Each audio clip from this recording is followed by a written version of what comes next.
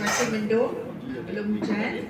InsyaAllah kita semua dikumpulkan pada hari ini untuk mendengar satu ceramah kesihatan. Saya lebih suka untuk memanggilnya sesi motivasi kesihatan.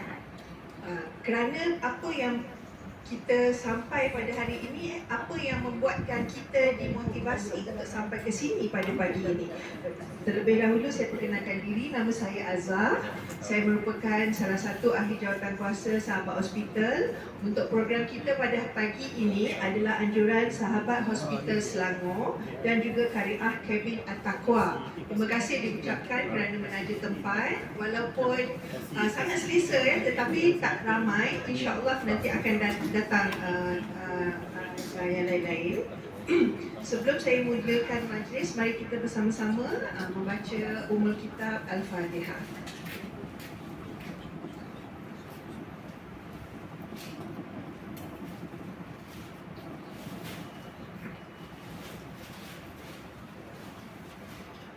Terima kasih. Yang saya hormati rakan-rakan Sahabat Hospital dan juga Kariah Kevin At-Taqwa. Tidak dilupakan kepada tetamu kita yang akan memberi ceramah pada hari ini, iaitu Encik Muhammad Faiz bin Razman, yang akan memberikan motivasi pemakanan kepada kita semua. Dan mungkin antara kita ada yang pertama kali mendengar ceramah ini dan ada yang kali kedua, dan mungkin ini akan menjadi manfaat untuk kita pada hari ini dan kita boleh sebarkan kepada yang lain. Sebelum saya pergi lebih lanjut, sedikit pengetahuan tentang Sahabat Hospital Selangor, di mana Sahabat Hospital ni peranan dia adalah NGO, adalah sukarelawan yang datang untuk membantu ditubuhkan semasa COVID yang lalu. Namun dia punya misi adalah membangun ke arah hospital mesra ibadah. Jadi kita tak tengok orang sakit di hospital. Tetapi pada hari ini, masa saya dalam perjalanan datang ke sini, apa yang saya nampak adalah kita lebih melawat kepada orang yang sakit di hospital. Tetapi kenapa kita tak betulkan sejak dari awal? Kita jaga pemakanan kita, kita jaga kesihatan kita, tetapi yang pergi ke hospital itu adalah bukan yang asalnya orang yang sakit tubuh badannya disebabkan pemakanan.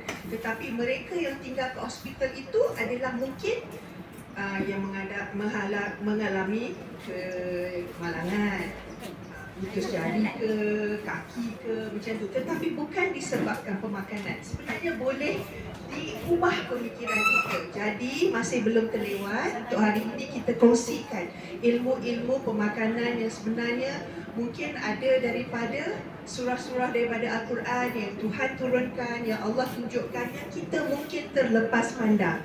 Jadi pada hari ini tanpa membuang masa, mungkin kita boleh memanfaatkan 2 jam yang ada ni untuk kita bersama-sama mendapat ilmu daripada motivasi pemakanan sihat pada hari ini. Dengan ini saya menjemput Encik Muhammad Faiz dengan motivasi beliau. Dipersilakan.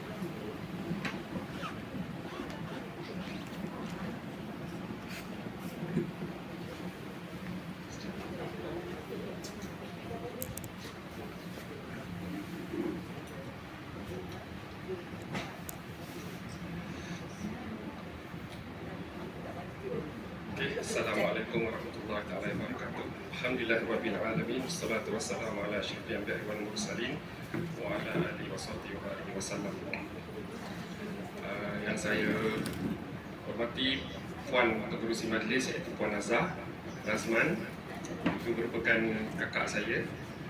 Hadirin hadiran, muslimin dan muslimat sekalian, Assalamualaikum warahmatullahi wabarakatuh. Okey.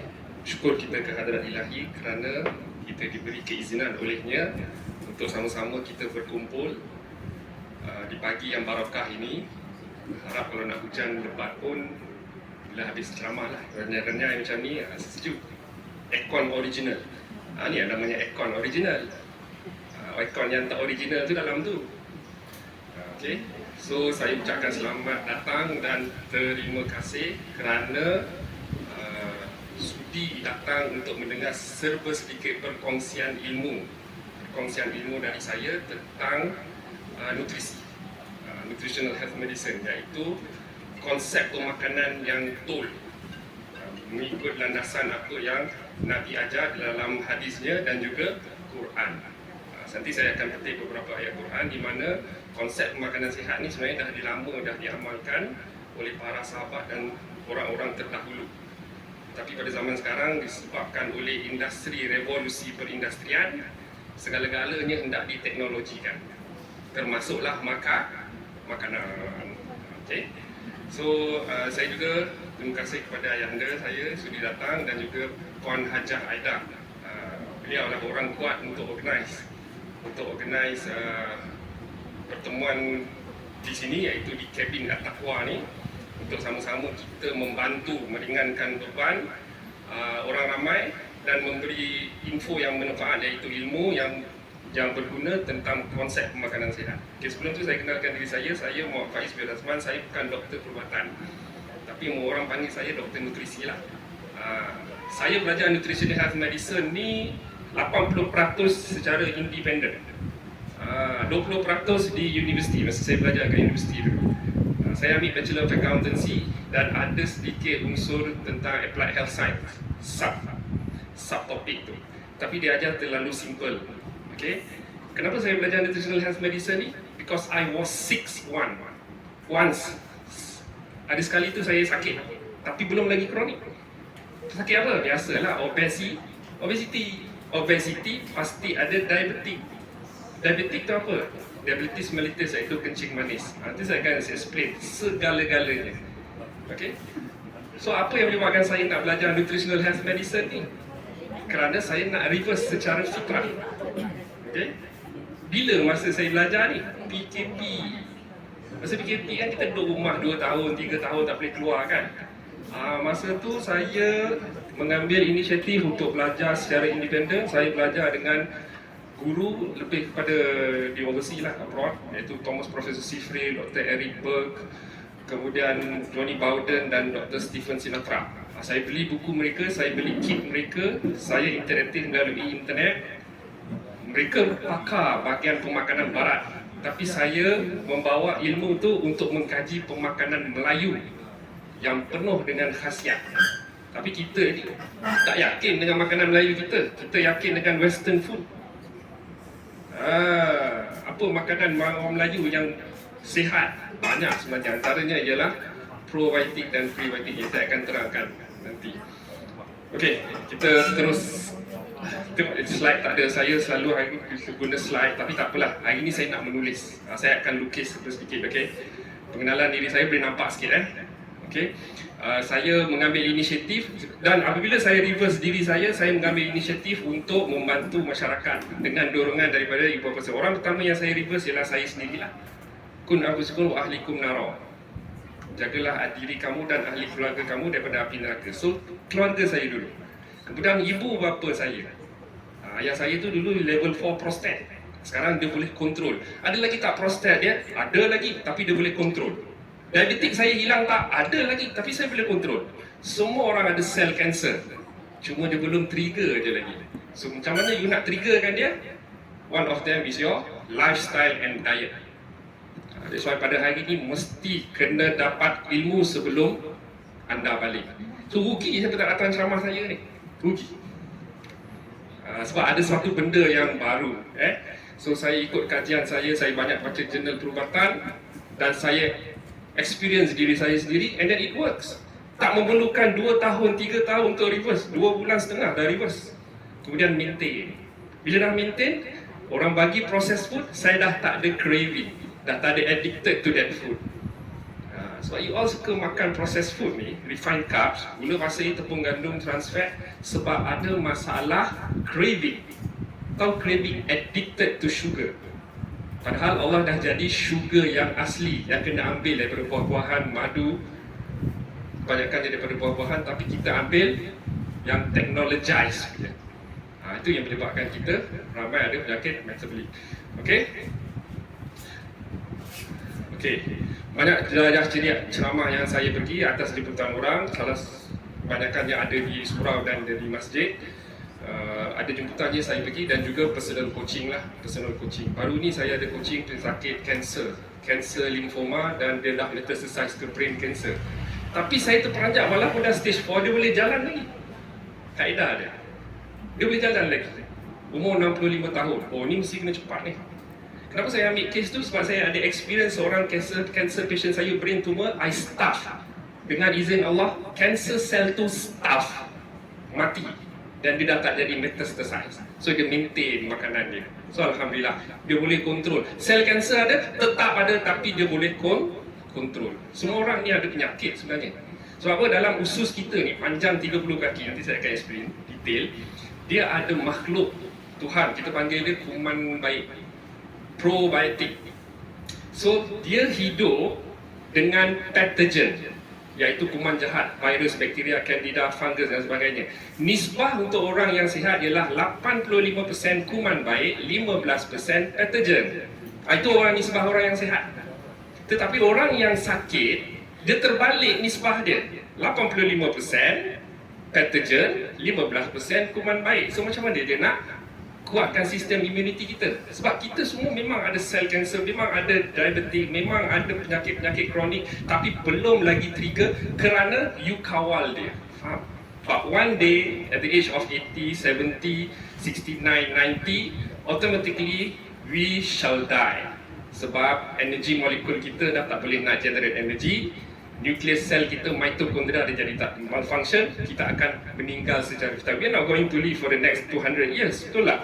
Kita tak hidup sampai 150 tahun, tapi one time kita akan totally shut down sendiri, tapi secara fitrah. Tapi tak naklah meninggal kerana kanser 10 tahun bedridden. You nak macam tu ke? Of course tak nak. Kualiti hidup tak ada. Sebenarnya kita nak hidup dengan kualiti. Cara kualiti tu I will explain nanti.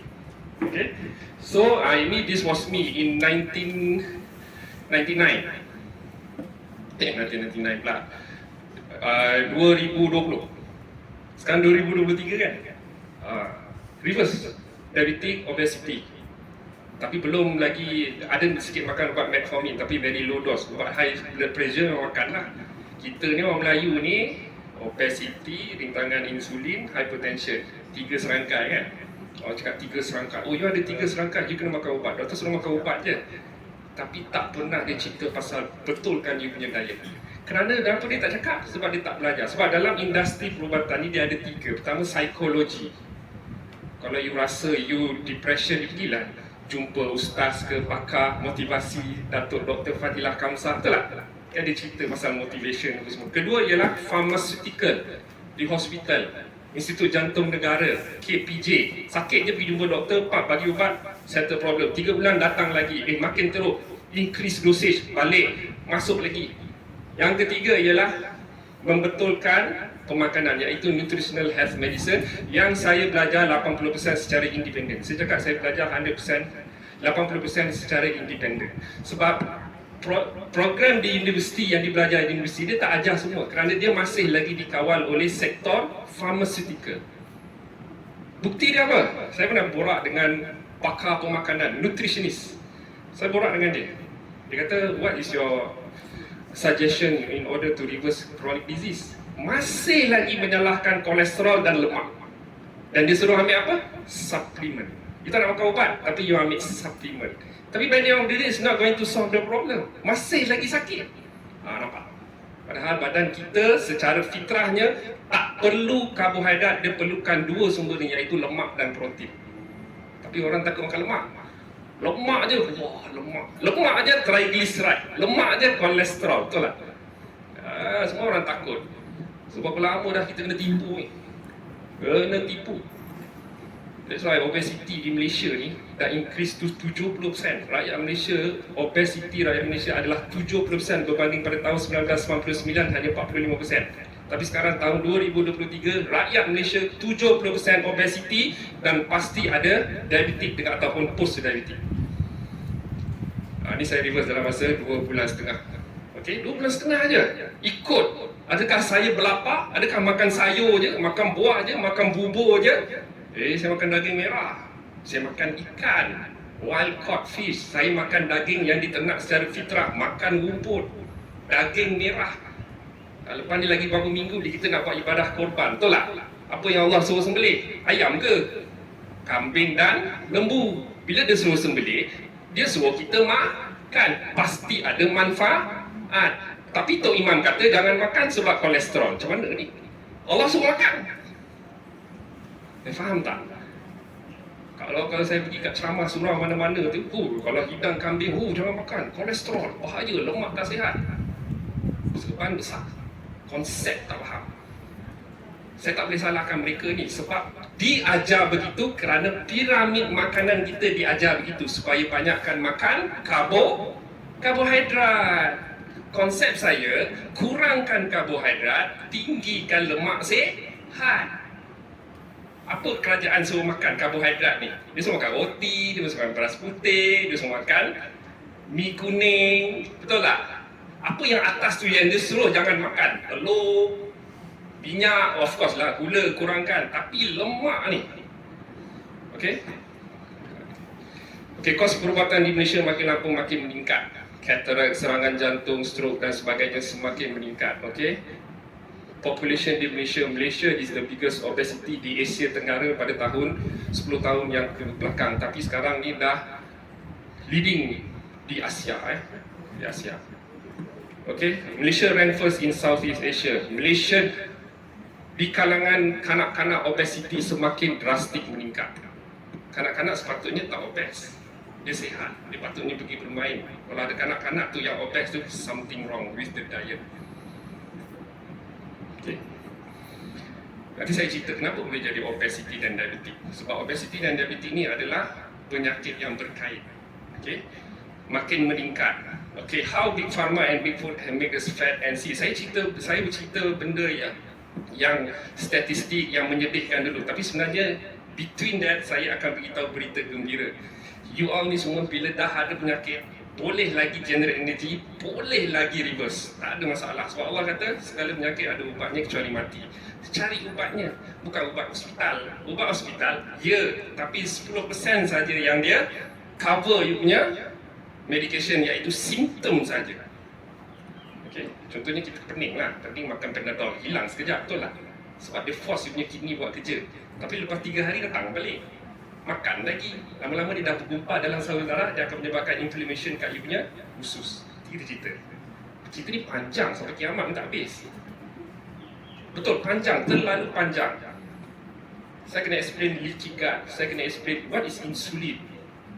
Semua orang kata insulin ni ubat kencing manis kan tak? Sebenarnya insulin ni adalah sejenis hormon. Okey, ni yang saya nak explain. Okay, ni mesti kena concentrate. Semua benda kena bayar. Pay attention. Not pay money, pay attention. Knowledge must pay attention. Okay. Apabila kita makan carbs ni daripada sumber roti, mi kuning, nasi putih, carbs. Dia akan masuk ke dalam kita punya usus.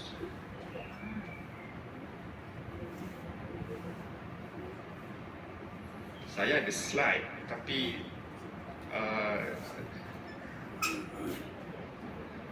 okay, ni big intestine, small intestine yang panjangnya 30 kaki. 30 kaki panjang usus kita ni. Usus kita ni panjang 30 kaki. Dia bermula daripada sini. Bila kita makan carbs, dia akan uraikan di dalam perut kita. Dia akan masuk dalam perut kita, ada acidity. Dia akan uraikan carbs. Contohnya kita makan roti, kita makan mi kuning, kita makan kuih, kita makan nasi lemak. Nasi lemak ialah carbs, tapi glycemic index dia telah rendah kerana campur dengan santan. Dan santan adalah lemak sihat, tak ada masalah. It's still carbs, tapi glycemic index itu dah menjadi 28. Asalnya nasi putih 70, bahaya, gula you boleh naik. That's why lemak sihat bagus untuk kesihatan. Masuk dalam kita punya esophagus, masuk ke dalam perut kita, dia uraikan dalam bentuk kecil, iaitu kita panggil dia, kita makan carbs dalam bentuk glukosa. Glukosa akan masuk ke dalam kita punya usus. Dalam bentuk apa? Dalam bentuk glukosa juga. Kemudian dia diangkut melalui ke dalam saluran darah. Ada platelet, sel darah putih semua. Dia masuk saluran darah dalam bentuk glukosa juga. Sebab carbs, gula dia adalah glukosa. Dan dia hendak mesti dia masuk ke dalam kita punya sel. Ini kita punya sel. Sel kita. Sel kita ni kat dalam badan ada lebih kurang 10 trilion sel. 10 trilion sel, even lebih. Banyak sel mata, sel tulang, sel rambut, sel limpa, macam-macam. Kita nak jalan sel. Sel generate energy, dia sentiasa divide. Sel tak boleh generate energy, the cell die. Dia die, kita pun mati. So it depends, sebab kita makan, kita nak bagi makan kita kepada sel yang ada 10 trilion. So dia masuk ke dalam sini, tapi dia dikawal oleh satu hormon yang dihasilkan oleh kelenjar pankreas. Belakang perut kita ada satu kelenjar pankreas. Kerja dia menghasilkan Mr. Insulin. Apa kerja insulin ni? Dia bawa glukosa tadi, dia bawa masuk ke dalam sel melalui satu pintu. Dia masuk glukosa ni, nak masuk dalam pintu, dia kena angkut oleh Mr. Insulin ni daripada kelenjar pankreas. Dia secret. Makan glukos, dia secret insulin. Dan dia tap satu kat sini reseptor, kita panggil dia glucose channel. Bila insulin tu tap, pintu buka. Bila pintu buka, barulah glukos ni boleh masuk. Itu konsep kalau kita makan karbohidrat. Dia memerlukan insulin yang dihasilkan oleh kelenjar pankreas. This one is very important. Doktor tajam dia ni. Okay? Makan karbo saja, dia mesti diangkut daripada usus tadi masuk ke dalam saluran darah, dan glukos nak masuk ke dalam sel, dia mesti kena minta bantuan daripada insulin. Insulin ni macam transport lah. Macam kita nak pergi ke Kedah, transport kita kereta, betul tak? So dia transport, memang Allah dah jadikan macam tu. Dia bawa masuk glukosa tu, dia tap satu kat sini, kita panggil dia glucose channel, pintu buka, baru dia masuk. Masalahnya sekarang, bila dia tap dekat sini, pintu tak nak buka. Faham? Dia tak nak buka. Kenapa dia tak nak buka? Inilah masalah, kita panggil dia sebagai insulin resistant ataupun rintangan insulin. Kenapa rintangan insulin? Rintangan tu macam kepala, sel tu dah tak boleh terima glukos. Kenapa? Sebab dia dah jadi saturated. Kenapa jadi saturated? Kerja kau asyik makan gula pasir, tepung gandum, trans fat, makanan proses, bukan makanan asli. The real demand food ialah 3 benda ni. Gula pasir kerana kandungan fruktosa yang tinggi. Kedua ialah tepung gandum, dia ada 3 bahan yang bahaya. Glycemic index dia tinggi, dia ada gluten, dan dia ada glyphosate, pesticide. Dia nak menampung bilion manusia. Itu pasal musim kemarau pun dia boleh hidup. Yang ketiga ialah lemak tak sihat, kita panggil dia trans fat. Dia ada lemak sihat dan lemak tak sihat, kita panggil dia trans fat. Dan 3 bahan ni ialah bahan asas untuk menghasilkan makanan-makanan proses. Apa contoh makanan proses yang dianggap sebagai selamat? Biskut lah. Biskut, pastry, roti, mi kuning, tepung gandum. Apa lagi? Kari pap, tepung gandum, kuih-kuih kebanyakan kuih tradisional. Disebabkan ada gula pasir, teknologi makanan senang, tilai, boba, all the processed food, refined carbohydrate. Itu cerita glukosa, cerita carbs tadi. So, oleh itu, taklah you makan carbs, lepas tu you kurang exercise. Oleh itu, gula dalam darah tadi tetap tinggi, dia tak boleh masuk ke sel kita, dia perlu juga diangkut ke dalam tempat lain.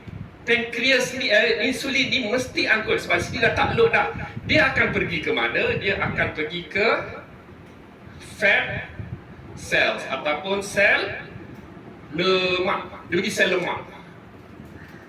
Lalu sel lemak ni dia akan pergi ke 4 tempat. Pertama ialah kita punya abdomen ataupun visceral, menyebabkan perut kita buncit. Yang kedua, dia akan pergi ke pankreas, menyebabkan pankreas berlemak. Yang ketiga, dia akan pergi ke otot ataupun muscle. Buntut kita besar, ni besar, dia pergi ke muzzle. Yang keempat, dia akan pergi ke liver, iaitu kita punya hati, menyebabkan hati kita berlemak. Dia akan pergi ke tempat ni. Dia akan bawa insulin, tak boleh pergi ke sel untuk generate energy, dia pergi ke fat cells. 4 tempat, abdomen, pancreas, otot dan liver. Tengoklah kat mana dia pergi. Kalau orang perut pucit besar, dia pergi ke visceral. Ada penyakit kencing manis, dia kurus, tapi dia tak pergi ke visceral, dia pergi ke liver, yang menyebabkan gout, asid urik berlebihan. Ada penyakit kencing manis tapi orang tu kurus, tapi dia ada gout. Saya tahu itu adalah fatty liver. So ada yang pergi ke pancreas, pancreas you berlemak, menyebabkan menghasilkan penghasilan insulin itu tidak seoptimal. Dia infiltrate, dia masuk ke dalam benda ni, sekiranya sel you tak boleh, pintu ni dah rosak, kita panggil dia insulin resistant. Sekarang faham tak? Sedikit kesan kita makan carbs. Saya makan carbs, tapi saya makan karbohidrat yang berserat tinggi. Karbohidrat yang berserat tinggi ialah apa? Buah-buahan, sayur-sayuran, kekacang, sweet potatoes, keledek, keladi, itu saya makan. Keluarga carbs saya makan. Kenapa dia makan buah manis? Sebab dia ada kandungan fruktosa. Tapi dia tidak meningkatkan you punya insulin kerana dia ada serat, fiber. Biskut tak ada serat. Ada serat, tapi serat sintetik yang dibuat di makmal, tak original. Tengoklah biskut, ada vitamin lah, apalah, kalsium, itu semua adalah sintetik. Faham? So, nak sihat, kena makan real food. Okey, macam mana kita nak settlekan masalah benda ni? So, kita kena ambil daripada sumber tenaga yang lain. Apa kita kena makan? Kita kena makan lemak. Bukan lemak ni, gula dia jadi lemak, kita panggil proses de novo lipogenesis. Tapi kita nak makan sumber lemak ni datang daripada lemak sehat. Apa contoh lemak sehat? Santan. Nasi dimasakkan dengan santan, jadi nasi lemak, glycemic index dia jadi rendah. Santan bagus, dia ada medium chain triglyceride, atom carbon dia less density, dia boleh convert cepat jadi tenaga dalam bentuk fatty acids. Tapi orang kata santan baik, betul tak? Raya jangan makan apa? Jangan makan lemak. Saya makan banyak-banyak makan lemak. Satu kali raya mesti tak makan, kecuali Pulau Panggang. Bila you makan lemak sihat, apa kesannya? You kenyang lama. Kalau makan refined carbs, you cepat lapar. Kenapa? Dia tak pergi ke sel, dia pergi ke fat cells. Insulin tinggi, masuk ke fat cells, you lapar balik. Bila lapar balik, makan balik. Makan apa? Masih lagi refined carbs. Itu pasal orang yang craving sugar ni, dia si lapar je. Faham tak? Makan je kerja. Jadi saya makan 2 kali sehari je. Sebab saya makan lemak sihat, sebab dia kenyang lama. Tadi saya makan pukul 7.30. Telur goreng 2. Saya tanya student saya. Telur goreng 2, ada sotong, ada kerak. Makan lemak sihat. Next saya akan makan pukul 2. Itu pasal nak suruh makan lagi, tak boleh. Sebab saya dah kenyang. Dan sekarang kerja saya ialah generate energy. Nak bakar dia. Boleh? Okay? So, solution nak repair masalah insulin resistant ni, supaya dia boleh masuk ke dalam sel, you kena tukar kepada sumber lemak. Contohnya kita makan nasi lemak, contohnya kita makan daging merah. Daging merah protein dan ada saturated fat. Kalau kita makan lemak, dia akan masuk ke dalam usus, dia akan masuk ke dalam perut melalui kita punya esophagus, dia akan tukar tenaganya dalam bentuk free fatty acid. Asid lemak bebas. Asid lemak bebas ni dia akan masuk ke dalam kita punya kolon, small intestine, kita punya usus dalam bentuk apa? Free fatty acid juga. Dan free fatty acid ni diuraikan, dimasuk ke dalam kita punya saluran darah dalam bentuk free fatty acid juga. Dan free fatty acid tenaga yang kita makan tadi tu, sumber makanan lemak, dia masuk ke dalam sel, terus tak ada bantuan insulin you tak akan naik sebab dia boleh masuk terus ke dalam dinding sel ni, kerana dinding sel ni juga adalah lemak. Dan dia boleh dapat tenaga dalam bentuk free fatty acid ataupun kita panggil dia proses ketosis, dan mendapat tenaga dalam bentuk ketone bodies. Ini saya main bahasa je tulis. Yang penting you all faham. Okay? Dia makan lemak sihat, dia tidak melibatkan insulin. Insulin trigger tapi tak banyak. Sebab dia boleh masuk daripada saluran darah tadi, tenaga dalam bentuk free dia masuk ke dalam sel tanpa bantuan insulin. Dan you dapat tenaga secara banyak, dapat tenaga cepat. Dan dia kenyanglah lama. Itu ceritanya. Kalau nak repair masalah obesity dan diabetik ni, diabetik, penyakit kencing manis ni, inilah masalahnya. Masalah rintangan insulin. Dan dia pergi ke fat cell dan menyebabkan you ada diabetik kencing manis. Bukan kencing tu rasa gula. Kencing manis makan gula. Ya, salah satu simptomnya ialah gula you tinggi. Macam mana gula you tinggi? Sebab you makan refined carb. Macam mana nak kurangkan gula tu? You makan ubat metformin, betul tak? Ubat kencing manis. Dia turunkan you punya gula, tapi dia tak pergi ke sel. Dia pergi ke sel lemak tadi. Gula memang rendah. Oh, bacaan gula best lah, 6.2, 4.8. Aku ada kencing manis, gula aku rendah. Tapi dia tak pergi ke sel. You pergi ke fat cell. Faham? Pasal orang yang makan ubat dia tu biasa lapar je. Dan ubat boleh menyebabkan masalah leaky gut syndrome, iaitu masalah ketirisan usus. Usus dia masalah. First kali filternya dekat sini. So usus ni tu pasal Nabi kata perut kita ni bermula segala macam ragam penyakit tu lah, bermula daripada perut kita. So apa ada dalam perut kita ni? Usus kita lah yang panjang 30 kaki, you kena jaga benda ni. Faham? Produk di pasaran luar tu you kena jaga usus you, kena ambil produk ni, InsyaAllah bagus. Tapi dia tak cerita pun 3 benda ni. Lepas tu tepung gandum transfat kena stop. Selagi dia tak cerita benda ni, masalah you takkan selesai. Ya, you akan selesai dalam masa 3-4 bulan, lepas tu jadi balik. Ikut experience saya. Kakak saya dulu high blood pressure, sekarang dia boleh kontrol. Cakap dengan dia je, kau ni pergi organize sana sini, penat. Kenapa you penat? Sebab you ada masalah insulin resistant. Change your diet, InsyaAllah okey. Bukan senang nak change diet. Dah biasa 40 tahun minum teh tarik. Orang Pakistan dia makan lesi, dia minum lesi sebagai teh tarik dia. Orang Russia dia minum kefir. Tapi kita minuman rasmi kita teh tarik. Pasal ramai yang sakit. Kenapa? Creamer teh tarik itu adalah high fructose corn syrup. Dia gula dalam bentuk high fructose corn syrup. Dia boleh menyebabkan masalah leaky gut. Teh itu tak salah sebab dia antioksidan. You letak gula dalam tu. Kalau you boleh pastikan WHO mengatakan penggunaan gula tidak melebihi 6 sudu teh gula sehari, you boleh minum, makan. Tapi rakyat Malaysia lebih daripada 50 ke 100 sudu teh gula sehari. Coca-Cola ada 12 sudu teh gula. Teh tarik pagi, tengah hari, petang, lepak dengan kawan, roti canai, kuih, driving balik rumah, cakoi lagi. Rakyat Malaysia ni 6 hingga 10 kali makan. Saya makan 2 kali sehari je. Tapi bila saya makan tu, saya makan kuantiti yang banyak sebab saya nak tenaga, kenyang lama. Saya makan sumber lemak dan protein. Itu ceritanya. So, orang yang ada diabetik, dia ada masalah insulin resistant ataupun rintangan insulin. Apa cerita rintangan insulin ni? Yang tadilah saya cerita tu. Dia ada dinding salur darah tu rosak, insulin tak boleh bawa glukos dimasuk ke dalam sel sebab dinding dia dah rosak. Insulin tu, ini benda tu dah rosak, glukos channel tu dah rosak, dah saturated, dah penuh, kau tak exercise. So salur darah ni juga yang penuh tadi perlu dibawa ke tempat lain. Kalau tidak nanti you koma, you meninggal lah sebab gula dia tinggi.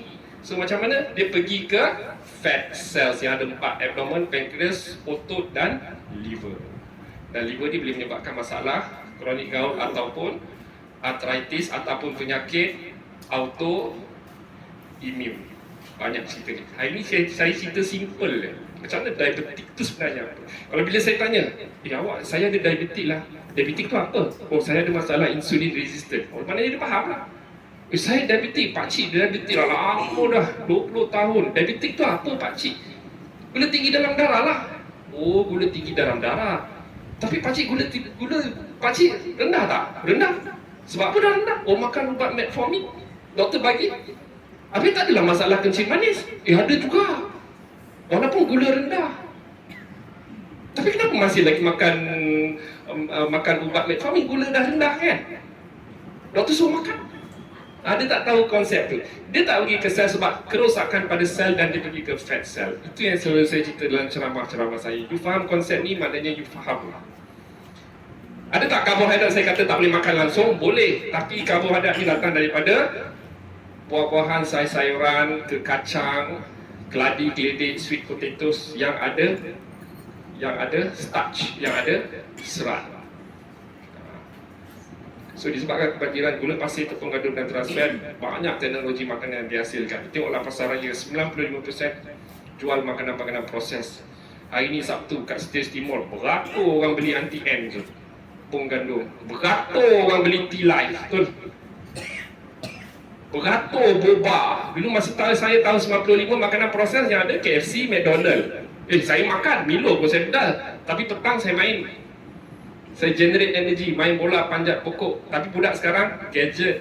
Itu pasal child obesity meningkat. Faham tak kesannya? So, barat, dia menyalahkan lemak sihat kita, iaitu minyak kelapa sawit.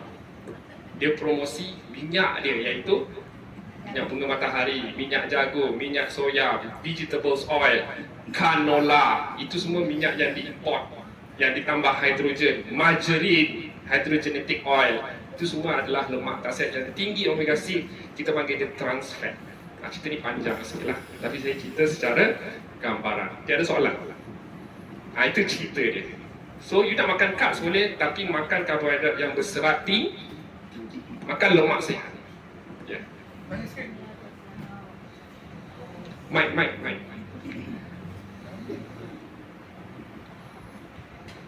Ya buat. Kena tanya ni, rugi tak tanya. Santan kan? Santan, ya. Duduk puan, duduk ya. Dekat santan bagus. Tapi boleh tak kita ambil santan yang proses? Santan yang proses, dia ada satu bahan pengawet. Tapi ikut kajian saya, pembacaan saya, dia masih lagi ada medium chain triglyceride. Okey lagi, tapi saya prefer santan original.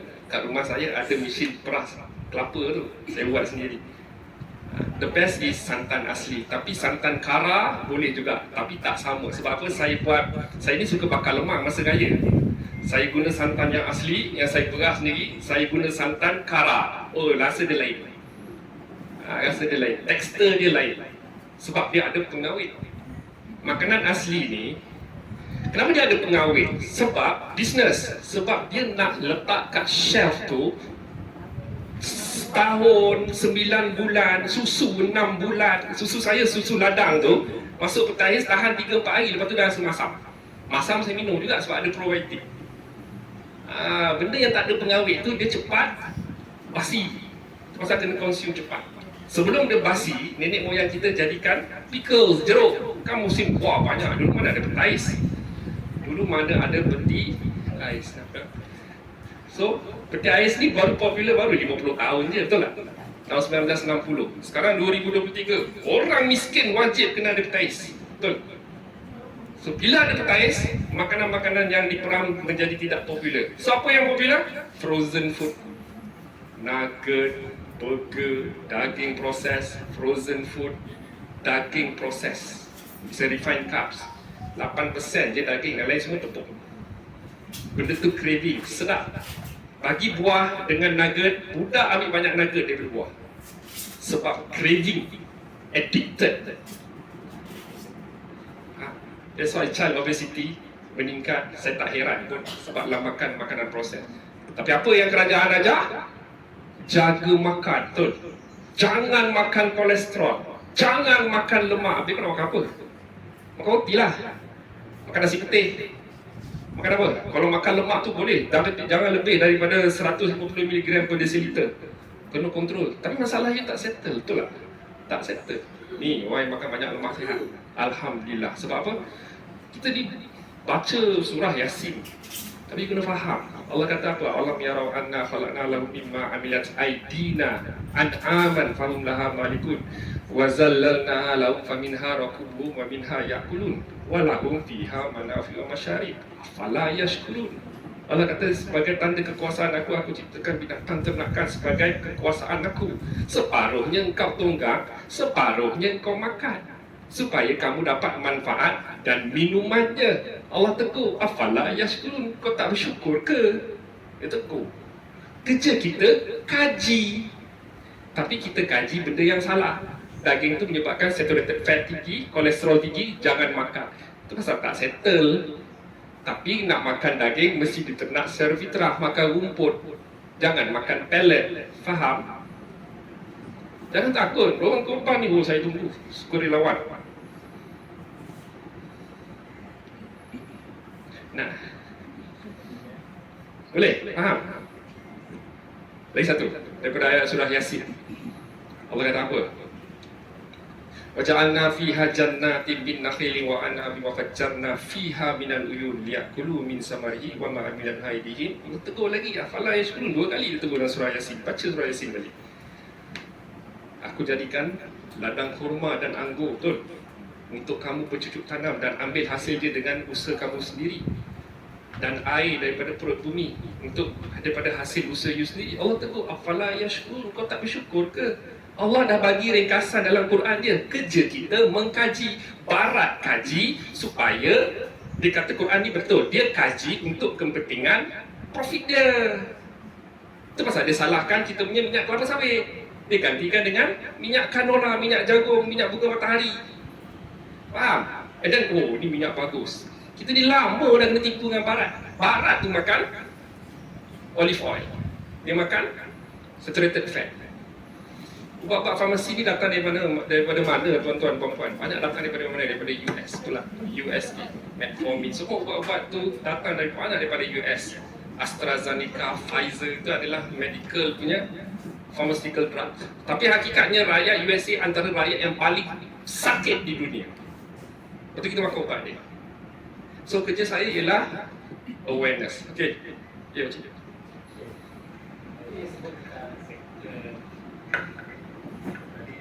Sektor pharmaceutical kan? Pharmaceutical, yes. So maknanya seperti KKM lah. Ya, KKM ni bukan kepada pendekatan vanilla solution. Dia banyak kepada sektor pharmaceutical kan? So you macam mana? Adakah profit making ke? Produk saya ialah ilmu. Dan produk saya ialah fermented food. Saya akan cerita pasal fermented food. Produk saya ialah ilmu. Saya datang sini bukan saya jual produk, saya jual konsep, saya jual ilmu supaya you kena faham. Tapi dalam masa yang sama, okey, ni saya cerita pasal usus lah, ada masalah leaky gut syndrome Okey. Nak dengar perkataan masalah ketirisan usus. Okey. Usus kita ialah proses makanan kita. Ketirisan usus ni berlaku apabila tight junction dia menjadi longgar. Kalau slide saya you boleh tengok lah. Tight junction menjadi longgar kerana banyak radikal bebas, free radikal. Datang daripada mana? Daripada refined carbs, makanan, stres, ubat-ubatan yang diambil lama, virus dan bakteria. Tapi faktor yang paling tinggi ialah pemakanan dia yang tak betul. Sebab ada free radical, iaitu unpaired electron. Salah satunya juga ialah ubat-ubat yang dah makan lama ni. Dia boleh menyebabkan masalah ketirisan usus. Okey, macam mana boleh ketirisan usus ni berlaku? Sebab free radical masuk dalam tu, lama-lama dia hentam LDL kolesterol. Dia akan teroksida. Okey, saya cerita. Saya cerita pasal inflammation pula. Okey. Ni saya nak cerita pasal kolesterol. Ni bab yang pertama tadi. Dah habis. Boleh tak cerita yang tight Type 1 diabetes.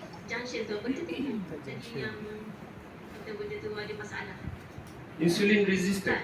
Tight junction. Tight junction. Saya nak cerita ni. Tight junction ni, usus kita ni, dia usus kita ni dia ada satu lapisan kita panggil intestinal epithelium lah. Dia kuat. Dia kuat. Tapi dia jadi loose, dia punya tight tu. And then radical bebas akan masuk dalam tu dan dia akan masuk ke dalam salur darah kita. Maka berlakulah inflammation. Okay, ni saya cerita, ni part 2 pula. Okey, dalam kita punya salur darah, dalam kita punya usus, okey, tadi dia akan masuk ke dalam salur darah. Ini saya nak cerita pasal inflammation ataupun keradangan. Keradangan. Okey. Apabila tight junction ni kita, leaky gut, kita ada masalah leaky gut, dia akan masuk ke dalam salur darah, iaitu free radical tadi. So bila dia masuk free radical tadi, dia dianggap sebagai benda asing. So bila dianggap sebagai benda asing, Allah akan hantar sel darah putih. So siapa nak repair benda ni? Iaitu LDL kolesterol. That's why kolesterol ni dia ada peranan dia. Salah satu peranan dia ialah untuk repair you punya inflammation lah. So bila LDL kolesterol dia detect ada satu, kita panggil dinding saluran darah ni kita panggil endothelium. Bila endothelium you rosak, LDL kolesterol ni dia akan pantau, dia akan pergi ke liver, dia akan pergi ke sel. Liver, sel. Bila nak pergi ke liver balik, dia tengok ada kerosakan. Bila ada kerosakan, dia akan masuk dalam sini, iaitu LDL kolesterol tadi, low density lipoprotein. Bila dia masuk dalam sini, masalahnya dia teroksida. Dia teroksida. Bila dia teroksida, dia dianggap sebagai bahaya. So Allah panggil sel darah putih dalam bentuk monocyte. So monocyte masuk, dia akan jadi dalam bentuk Mr. Pac-Man, iaitu macrophage. Ini technical sikit lah, I harap you concentrate. So apa kerja macrophage ni daripada sel darah putih tadi? Dia akan makan LDL teroksida ni. Dia akan makan. Lama-lama salur darah you jadi keras. Makan, mati. So orang kata yang jahat ni adalah kolesterol, betul tak? Tapi sebenarnya ialah sel darah putih yang mati kerana kembung kolesterol. So lama-lama dia jadi keras. So bila jadi keras, datanglah darah beku. Sebab apa? Dia nak elak daripada you kena you punya organ jantung you. Contoh jantung. Kalau kena ke jantung you, heart attack matilah. That's why proses inflammation ni dia ambil masa. So dia hantar darah beku, so doktor you bagi apa? Ubat darah beku, ubat cair darah, betul tak? So dia cairkan darah ni supaya tak pergi ke organ dia cair. Selesai masalah you. Tetapi masalah inflammation ni tak settle. You makan ubat darah beku, ubat cair darah, dia settlekan benda ni. Tapi root cause tak settle, iaitu keradangan kronik tadi tu. So dalam proses ni kita panggil dia inflammation. Yang kita takut ialah chronic inflammation. Tapi dalam proses inflammation ni ambil masa 15 tahun, 10 tahun, 5 tahun, depends pada you punya immunity badan dia sendiri. That's why tiba-tiba you tengok dia sihat je, cancer stage 4. Dia dah ada inflammation dalam salur darah dia. Kalau pergi dekat otak, stroke. Kalau pergi dekat jantung, heart attack. Kalau pergi dekat kidney you, dialysis. Kalau pergi kat sini, infiltrate you punya kaki, jangkitan tu kan kena potong. Doktor kerja dia potong je. Dia tak menyelamatkan kaki orang tu. Sebab apa? Dah terlalu kronik. Konsep saya ialah membetulkan balik inflammation tu dengan betulkan you punya diet.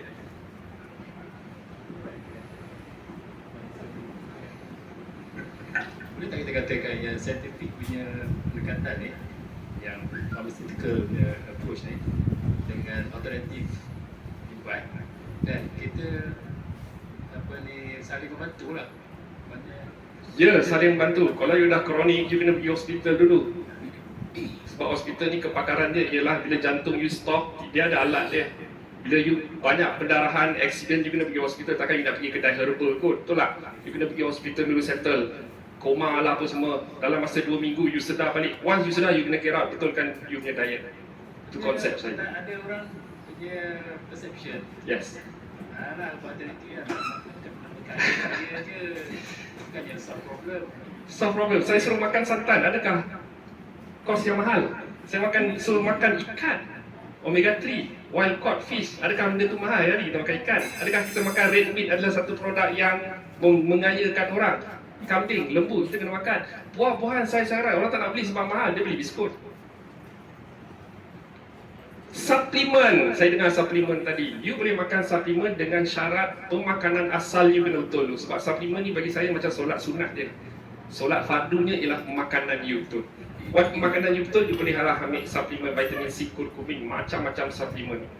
Dan pharmaceutical drugs, dia akan jual suplemen, tapi dia masih lagi menyalahkan dua benda tu, iaitu kolesterol dan lemak tepu.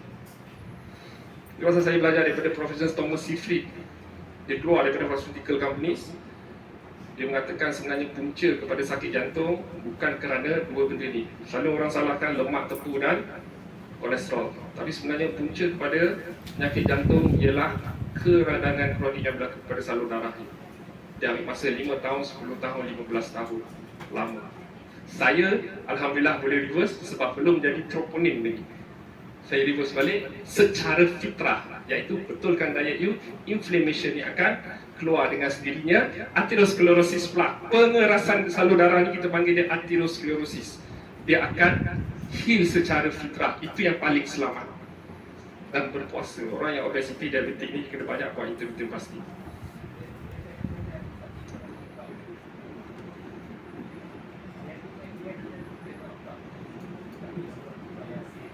Ya.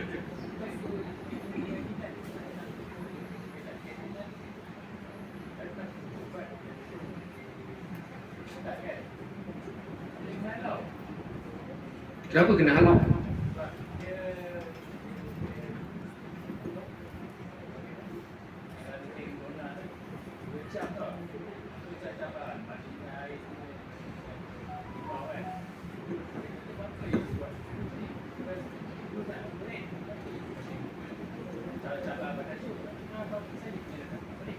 Tak, kalau macam ni, dia ada certain, kalau brain tumor tu dia dah hampir melainan, you kena operate.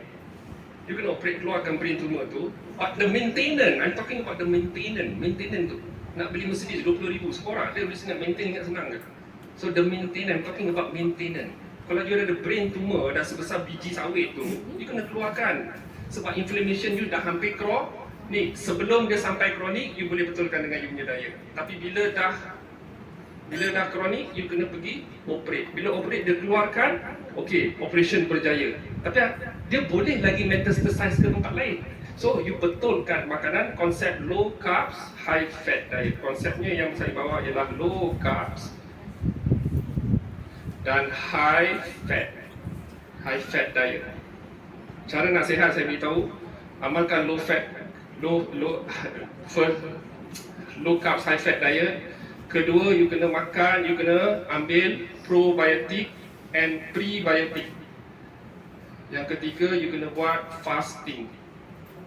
Yang keempat ialah expose to sun untuk vitamin D. Yang kelima ialah tidur secukupnya at least 6 ke 7 jam. Okey, sekarang saya cerita pasal probiotik dan prebiotik. Kepentingan kerana dia adalah yang menjaga usus. Okey, what is probiotik? Probiotik adalah kuman baik. Kuman baik. Tak sangka kuman baik ni kajian baru 10 tahun je. Baru lebih kurang daripada 10 tahun. Sebenarnya kita ada makhluk dalam tubuh badan kita, kita panggil dia probiotik, yang menjaga usus kita. Jumlahnya berapa? Jumlahnya ada 100 trilion lebih. 100 trilion probiotik, iaitu kuman baik. Okey? Macam mana datang daripada sumber probiotik? Makanan-makanan yang diperam. Apa contoh makanan yang diperam? International product, yogurt, kefir, sauerkraut, natto, miso, teh kombucha.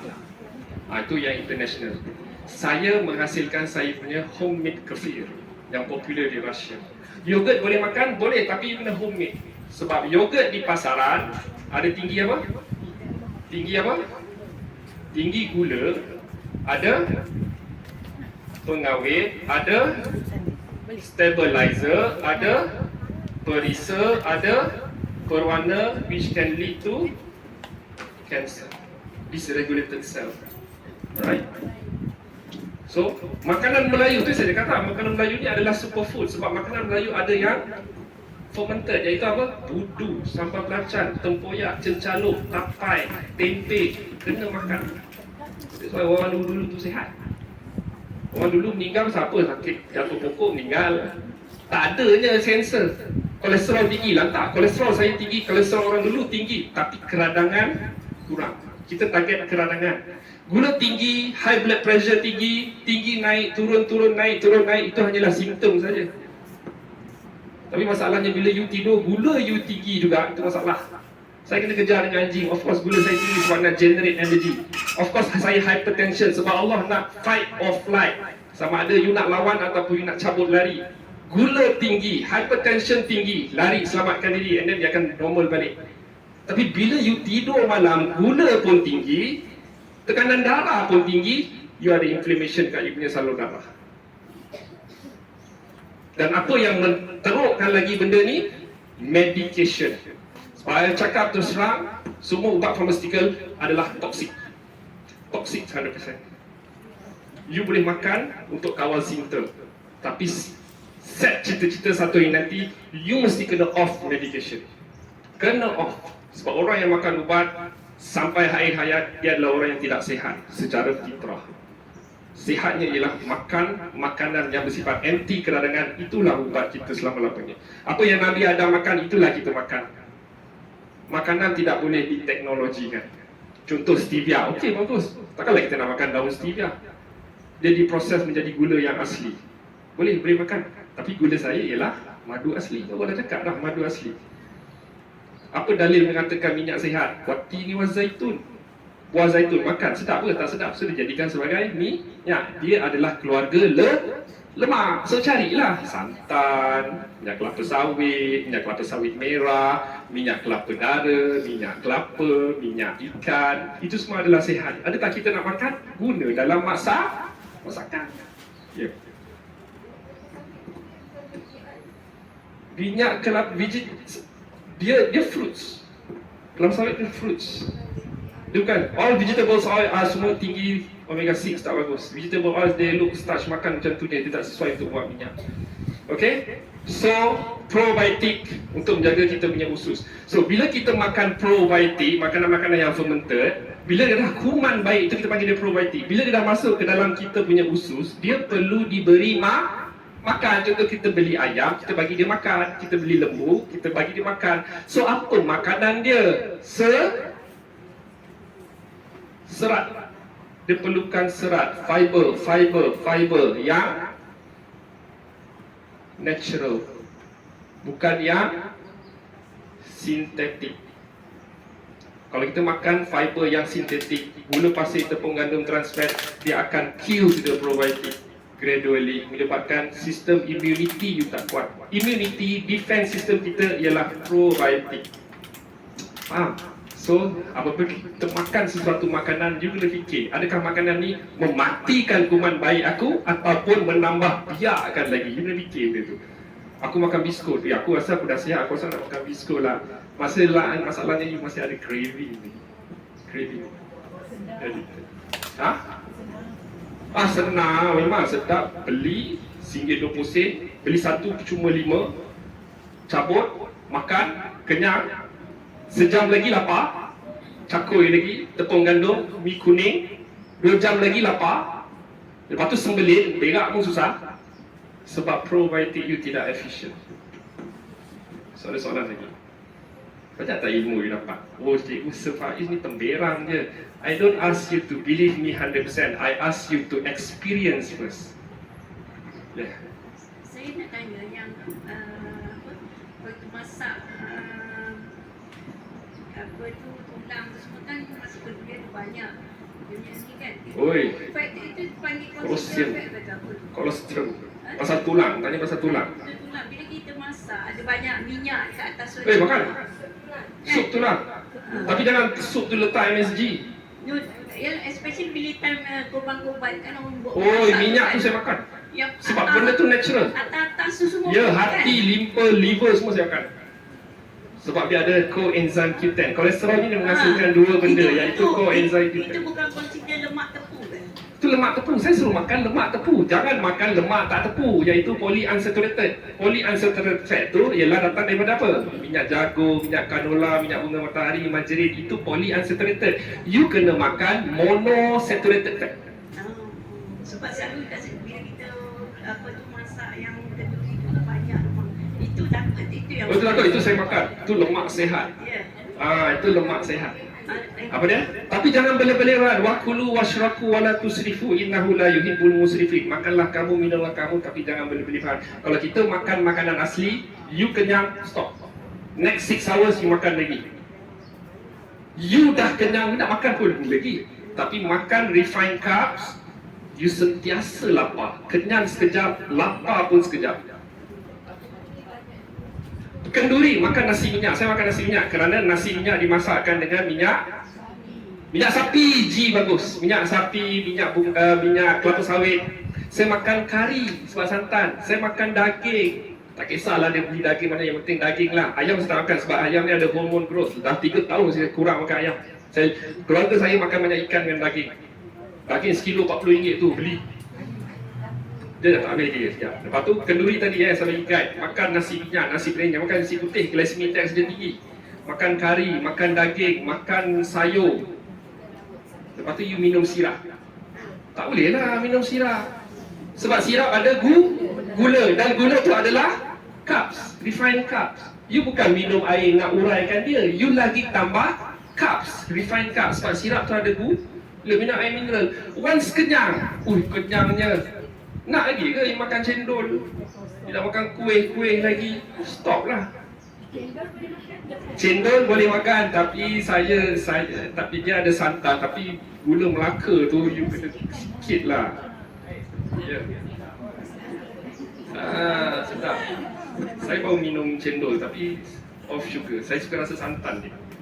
Sebab santan dia rasa lemak. Sebab sistem durian saya makan. Ayah saya 10 biji durian, 10 ulas tu selama yang untuk makan. Okey, sihat dia. 10 ulas. 10 ulas.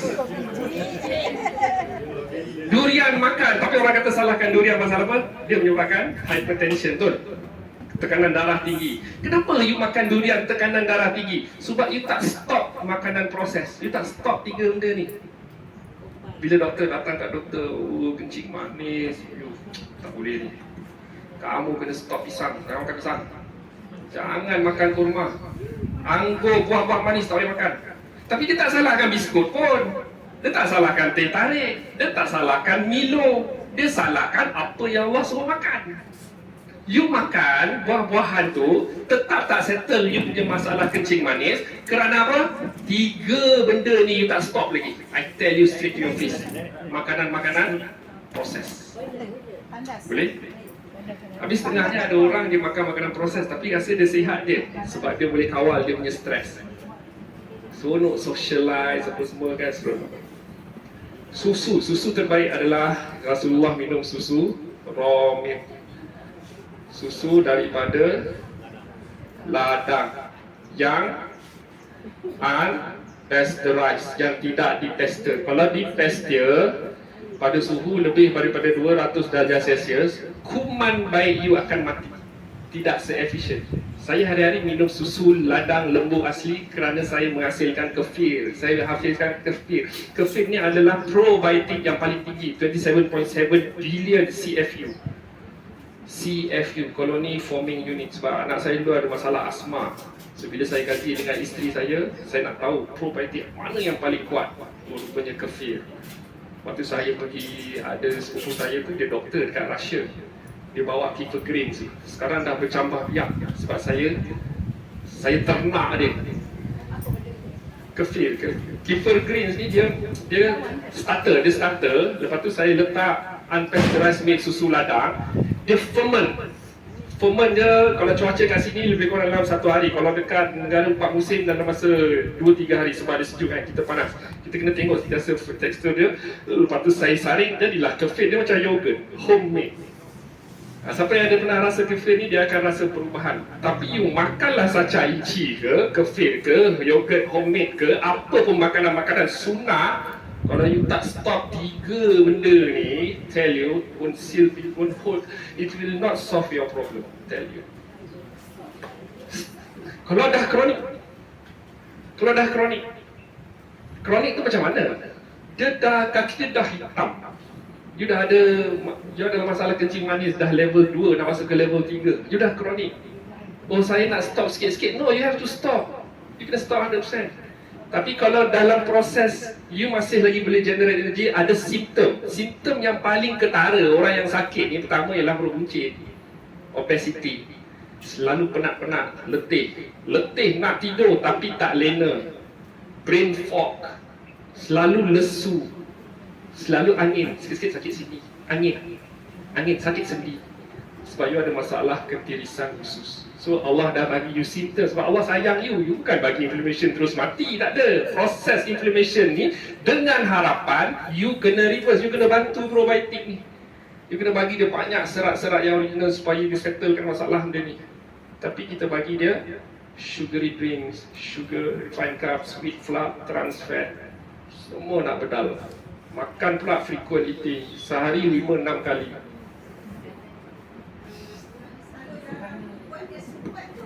Okey, sumbat tu kita panggil dia atherosclerosis. Atherosclerosis, pengerasan salur darah. Pengerasan salur darah ni adalah end result. End result dia berkumpulnya kolesterol jahat. Orang panggil kolesterol jahat, tapi sebenarnya dia adalah lipid core. Saya bahasa saintifik ke, iaitu atherosclerosis plaque. Kita panggil dia plaque. Plaque ni yang menyebabkan salur darah you mengeras, you sumbat. Dia sebenarnya bukan sumbat, dia keras. So bila keras, oksigen tak dapat masuk, matilah. Kena dekat jantung, heart attack. Kena dekat sini, dia tak dapat nutrien, kaki kena potong. Sebab apa? Inflammation ni tempat suka bakteria ni. Bakteria jahat ni dia suka. Virus dia suka, candida, fungus, dia suka tempat yang ada inflammation. Saya explain ni secara ringkas, yang paling ringkas. Sebab ada technical terms tu, saya kena explain juga. Tapi konsepnya faham tak? Faham. Ingat apa sahaja yang terjadi, keradangan kronik, semuanya bermula daripada ketirisan usus, leaky gut. Leaky gut, ada masalah dekat sini, of course you ada masalah dekat salur darah. Salur darah, maka bermulalah kerja LDL, kolesterol nak masuk. Contohnya dia nak bantu tapi dia teroksida. Bila teroksida, Allah hantar sel darah putih jadi monosit. Monosit masuk dalam sel darah, masuk dalam salur darah, dia jadi macrophage, Mr. Pac-Man. Dia makan semua LDL oksida ni. Bila dia makan, dia kembung, jadilah atherosclerosis plaque. Within 10 years, 15 years, 20 years. Pasal banyak keradangan kronik umur 50 tahun ke atas, betul tak? Muda. Apa you sakit, apa you makan 20 tahun sudah kerana proses inflammation, keradangan kronik. Dengan harapan you reverse, betulkan diet you. I tak suruh you makan ubat, I suruh betulkan diet you balik. Yang saya nak ajar ni, kaedah memang, kalau saya tak ada pun dia boleh demo. Dia dah terror lah, mana pun ajar. Dia pun cabut lari. Ya, boleh? Boleh kan dia? Adjust kita punya diet. Ha? Rekod tu macam mana, Haji?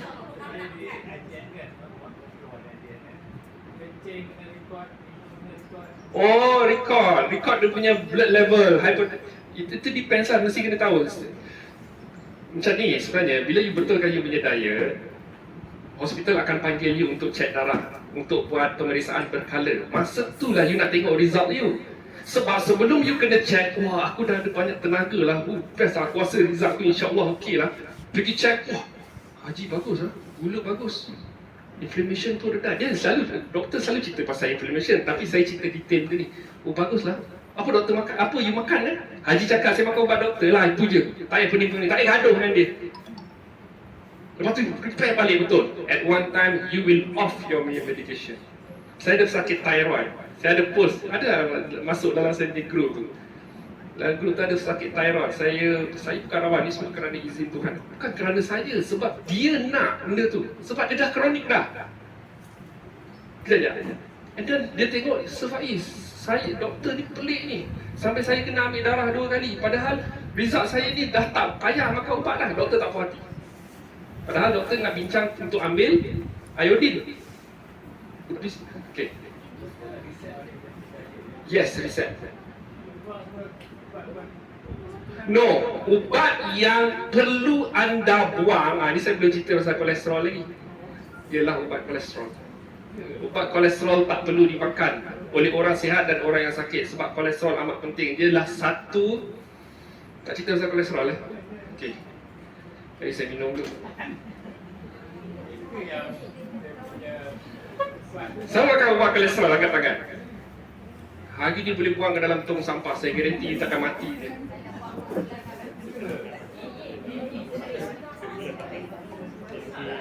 Ya, Haji ni semangat. Dia nak liver yang kacau, dia tak? No, kolesterol je. Okey. Mula-mula saya cerita pasal apa? 3 sumber tenaga. Karbohidrat, protein, lemak Efek dia pasal insulin resistant. Kedua saya cerita pasal masalah leaky gut dan apa berlaku keradangan kronik dalam salur darah. Yang ketiga ni kolesterol. Saya cerita pasal kolesterol ni. Seronok cerita benda ni. Ha?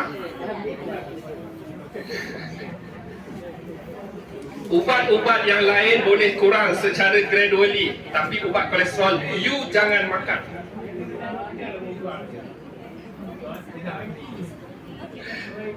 Ikut pengalaman saya pernah assist satu penyakit sakit jantung. Tolonglah Cik Faiz, saya ada appointment ni, doktor nak buat bla bla bla bla. Dia suruh saya assist dia. Saya pergi teman lah. Lepas tu doktor tanya ni siapa ni anak buah. Cerita-cerita ni pasal kolesterol tinggi apa semua. Betul, saya bukan nak lawan dia. Saya bukan nak tunjuk siapa terror, siapa bagus kan. Cholesterol is not supposed to be eaten by this fella. Because benda-benda ni. Oh, yang ni I tak tahu. You kena jumpa kita punya pakar diet dekat bahagian bawah. I pakar tulang. Oh, benda yang you cakap ada make sense, tapi this is not my field. You kena pergi pakar diet dekat bawah tu. Nampak? Okay, kolesterol. Dia ada banyak term. Okay, dalam kita punya hati kita ni, liver, dia ada satu jalinan. Kita panggil dia mevalonate pathway. Satu jalinan mevalonate. Dia ada banyak enzim, ada enzim kortisol, ada serotonin, macam-macam lah, banyak enzim. Pada akhirnya, dia akan menghasilkan dua benda ni yang sangat-sangat penting. Kena concentrate Pay attention, bukan pay money, pay attention. Knowledge must be pay attention lah. Jalinan mevalonate yang disintesiskan di hati. Sebab hati ni ada 1001 function. Salah satunya ialah dia menghasilkan satu pathway, satu enzim. Enzim tu kita panggil dia HMA-CoA reduktif, tak ada salin lah sebagai HMA-CoA reduktif.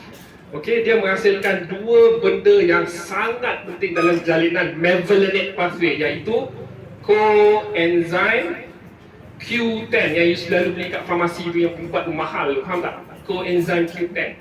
Dan lagi satu dia menghasilkan kolesterol. Coenzyme Q10 adalah heart protective enzyme, maknanya dia melindungi jantung you. Sumber yang asli ialah liver. Tapi orang tak sanggup nak makan liver, dia belilah ubat pharmaceutical coenzyme Q10 pun boleh juga. Tapi saya makan liver, saya makan telur, saya makan G. Dan lagi satu, dia menghasilkan kolesterol. So apa kerja kolesterol ni? Dia ialah menghasilkan hormon, iaitu steroid hormones. Dia ada banyak hormon, salah satunya ialah steroid hormon. What is steroid hormon? Steroid hormon ialah sex hormon you. Apa seks hormon kita? Kalau lelaki testosteron, betul? Kalau perempuan dia ada dua, progesteron dengan estrogen. Sexual hormon kita. Kalau kita cut kolesterol, you akan jadi erectile dysfunction, mati pucuk. Sexual you tak desire lagi. Yang kedua, dia menghasilkan bile, iaitu hempedu, kerana untuk mensintesiskan lemak. Kita makan lemak, dia mesti dihapuskan ataupun apa dikatakan, diemulsifikasikan oleh hempedu. Contohnya kita basuh pinggan yang berminyak, dia tak boleh main lalu dengan air je, dia mesti kena basuh dengan sabun. So sabun tu adalah contoh hempedu. Itu pasal siapa yang ada batu hempedu, sebab dia kurang makan lemak sihat. Sebab dia sentiasa disekret oleh pundi hempedu tersebut. Kan ada experience orang ada batu hempedu kan, sebab dia kurang makan lemak sihat. Pasal Allah suruh makan lemak sihat, sebab dia sentiasa sekret dan emulsikan dia masuk dalam sel. Okay, yang ketiga ialah otak. Sel otak bergantung dengan kolesterol. Sel otak, iaitu membran sel. Dinding sel kita kebanyakannya 80% dibuat oleh kolesterol. Yang kelima ialah untuk lawan yang inflammation yang saya cerita tadi tu, LDL kolesterol. Tapi dia masuk dalam salur darah, dia teroksida. Actually dia nak bantu, tapi dia masuk dalam salur darah, dia teroksida. Itu pasal kita kena makan makanan yang tinggi antioksidan. Kan orang cerita, kau nak makan antioksidan ni. Apa cerita dia? Salur darah tadi lah. Sebab LDL kolesterol tadi masuk nak repair. Tetapi bila masuk dalam salur darah, dia teroksida. Kenapa dia teroksida? Sebab nak melambatkan proses kematian kita sebelum menjadi kronik. Lambat dengan harapan you bantu probiotik bagi dia serat supaya dia buat kerja. Faham tak sistem dia? Okey. Banyak lagi kolesterol. Saya tak boleh nak remember. Tapi Hormon nak tidur, melatonin, hormon gembira, serotonin, hormon duka, hormon kortisol, dan paling penting ialah sexual hormon kita kena jaga. So kalau kita makan ubat statin, ubat kolesterol statin kan, dia akan rencatkan benda ni. Dia akan cut benda ni. Jalinan dia cut. Dia makan ubat statin rat sebab apa? Dia nak merendahkan tahap kolesterol serendah yang mungkin. Dan orang yang sakit jantung, semua diagnose adalah kolesterol rendah. Sebab target ni nak kolesterol you rendah kan. Tapi sebenarnya 90% orang sakit jantung kolesterol dia rendah. Kolesterol tinggi tapi orang tu tak sakit jantung. Apa contoh kolesterol tinggi tapi tak sakit jantung? Orang dulu kat pulau yang makan banyak santan, kelapa. Okay? So dia block sini, maka ini tak efisien, yang ini tak efisien, banyaklah komplikasi. So saya nasihatkan, ubat kolesterol you have to stop. You're not going to die. Tapi ubat metformin, ubat darah tinggi, gradually slow. Sebab you sendiri rasa badan you macam mana. Ubat kolesterol I boleh recommend stop 100%. Tapi dengan syarat you betulkan pemakanan. Kalau you nak makan ubat juga, kalau you nak makan makanan proses, silakan. Tapi jangan tinggal ubat lah. Tapi you're not going to solve the problem. Betul tak? Ya. Yeah. Ini cerita kolesterol. Ya. Yeah. Membrane cell. Okey, yang menyebabkan ketumbuhan kat otak, ketumbuhan tu kita panggil dia tumor, tumor sel.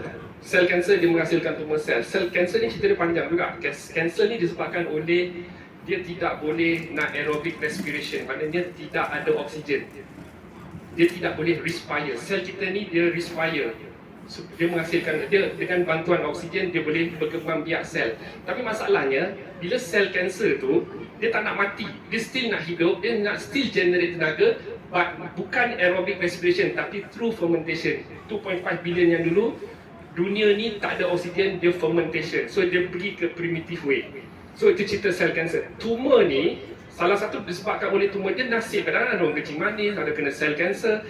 Semuanya berasal daripada salur darah you yang ada inflammation. Kalau cerita detail, kita punya sel ni ada satu jenis iaitu mitokondria. Mitokondria ni ialah energy molecule cell. You ada kerosakan dekat mitokondria tu disebabkan banyak komplikasi, tapi itu teknikal. Cukuplah saya mengatakan salur darah you yang tadi saya cerita panjang-panjang tu ada inflammation dan dia boleh pergi diabetik, dia boleh pergi tumor, dia boleh pergi ke sel kanser, dia boleh pergi hati berlemak, dia boleh pergi neurodegenerative menyebabkan you brain fog, dia boleh pergi cardiovascular disease, dia boleh pergi penyakit jantung, dia boleh pergi macam-macam bermula daripada salur darah you yang ada inflammation. Faham tak? Kenapa ada inflammation? Salah satunya ialah partikel makanan. Salah satunya partikel makanan. Dia partikel makanan yang saya kata tadi lah, refined carbs. Food, from your food. Kalau saya ada slide dan saya tunjuk, banyak you boleh tengok. Food, partikel food lah. Food particle. Yang kedua ialah faktor stres yang menyebabkan rendahnya you punya serotonin dan increase you punya kortisol. Maknanya ini adalah hormon yang mengawal stres dan mood kita. Yang ketiga, faktor yang menyebabkan ada inflammation dalam salur darah tu disebabkan oleh medicine. Sebab all medicine I will tell you is toxic. Siapa doktor di sini? Di kalangan penyakit kencing manis saya adalah doktor. Dan nombor tiga adalah, nombor seterusnya adalah bakteria dan virus COVID-19. Ada orang mati kerana COVID-19. No, it's not about COVID-19. It's about you punya salur darah tu dah terlalu kronik. Immune system you tak kuat. COVID-19 ni sama je dengan dengue sebab dia virus. Dan seterusnya adalah food particles, stress, medication, bakteria dan virus. Itu saja. Dan kebanyakannya yang menyebabkan senangnya terjadi inflammation ialah food particles you makan banyak refined carbs. Sugar tepung gandum, trans fat. Sugar tepung gandum, trans fat. Makanan-makanan proses. If you want to stay healthy, eat real food. Don't eat products. Eat real food. Boleh?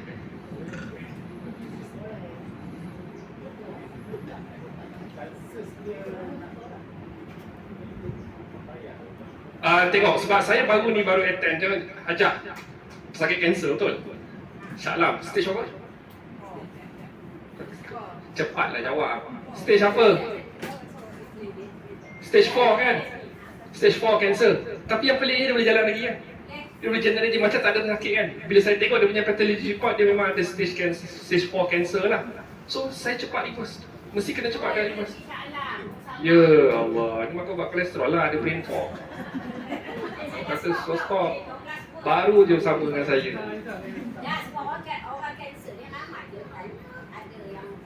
Yang baru ni kat Shah Alam yang awak bawa saya tu.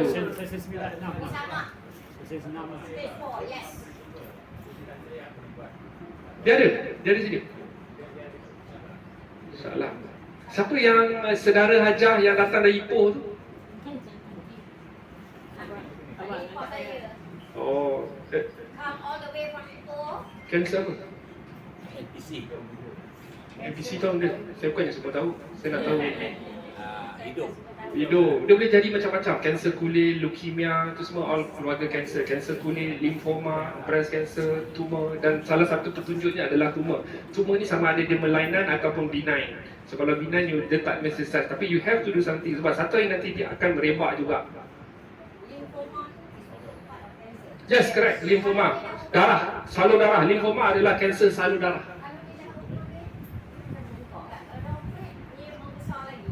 Sebab dia dah metastasis. Okay. Sebenarnya, kanser ni, dysregulated cell, kalau you makan ubat kanser, you masih lagi tidak ubah secara fitrah, you kena, selalunya kanser memang sinonim dengan kemoterapi, betul? Radiation, betul? Immunoterapi, betul? Tiga benda ni sebab dikawal oleh standard procedure of care. You nak makan apa ke, Kifol Faiz ke, apa ke, you kena standard procedure of care, buat ni dulu. I don't care you nak buat herbs ke apa ke, buat ni dulu.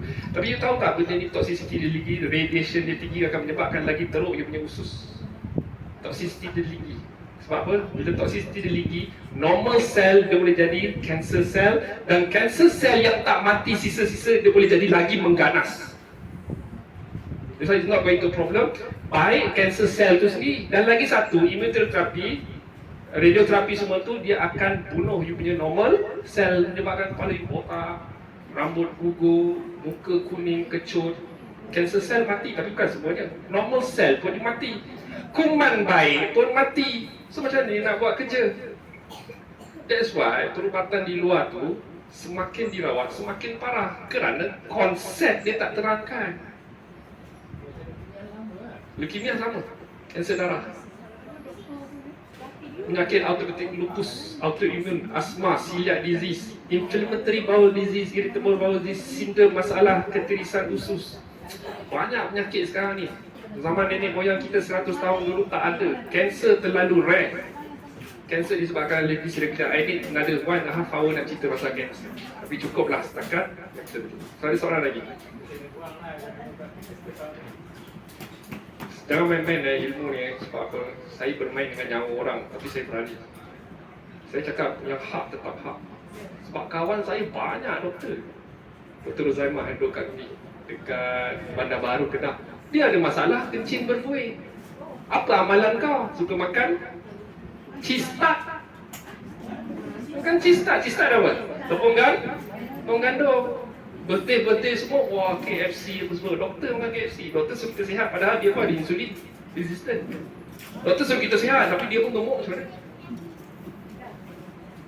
Kata-kata ni, saya ni macam annoying juga, tapi saya memberitahu hakikat ni. Sebab saya nak you all, anda semua, ibu-ibu, bapa-bapa, supaya faham sebenarnya konsep. Jangan follow saya 100%, you kena cuba dulu. So, jom kita demo lah. Sekarang dah 10.30. Demo, apa yang saya nak demo ialah, sekejap Puan Azhar. Amalan saya ialah saya hari-hari makan buah dalam bentuk smoothies. Sebab saya pun kadang-kadang busy. Smoothies iaitu saya letak carrot, saya letak nanas, saya letak pisang, saya letak kurma, saya letak minyak kelapa sawit merah, saya letak minyak zaitun, saya letak minyak kelapa darah, dan saya letak saya punya cafe probiotic homemade. Hari-hari saya buat untuk memastikan serat saya banyak. In between snacking saya ialah buah. Kemudian saya akan ajar macam mana nak buat nasi resistant starch, iaitu nasi putih bahaya sebab kanji dia tinggi, glycemic index dia tinggi. You kena kurangkan glycemic index tu dengan masak dengan minyak sehat, iaitu nasi minyak zaitun. Basmati pun sama, asalkan dia putih, dia ada banyak tinggi juga glycemic index. You kena masak dengan lemak siap. Nasi yang terbaik ialah nasi brown rice. Tapi nasi brown rice ni tak sedap. Memang tak sedap, tapi saya boleh jadikan dia sedap dengan masak dengan minyak. Saya buat nasi lemak pakai brown rice, sedap tak? You kena letak apa? Letak daun pandan, daun kari, sebab tu semua adalah ejen-ejen antioksidan.